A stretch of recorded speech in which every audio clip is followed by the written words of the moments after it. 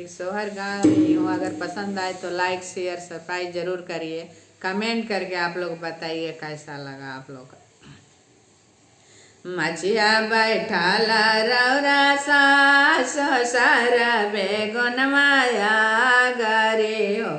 सस जे आजो घरवा चोरवा सामाई है जागाले रौरा रह जागाले रौरा रहे हो।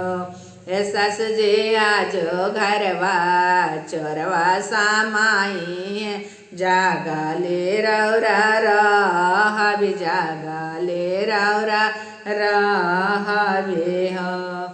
जागा सो काले काला काता वाले दोरोगा बिना चली वाले हो।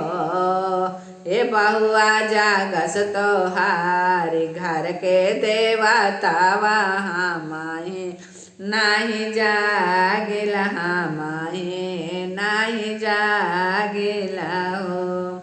मचिया बैठाला रौरा गोतिन सारा बे गुनमया गरी हो। ए गोतिन जे आजो घरवा चोरवा सामाई है जागाले रौरा रहे जागाले रौरा रहे हो। जागा सो काले काला काता वाले दोरोगा बिना चली वाले हो। ए दुल्हन जागस तोहार घर के देवता वहाँ माही नाही जागल माही नाही जागिला हो।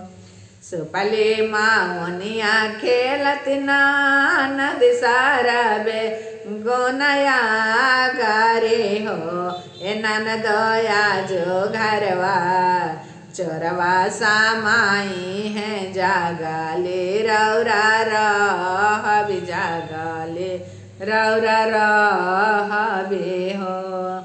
जागा सो काले काला काता वाले दोरोगा बिना चली वाले हो। जागा सो काले काला काता वाले दोरोगा बिना चली वाले हो। ए भाभी जागस तोहार घर के देवता वहाँ माही नाही जागिला माही नाही जागिला हो।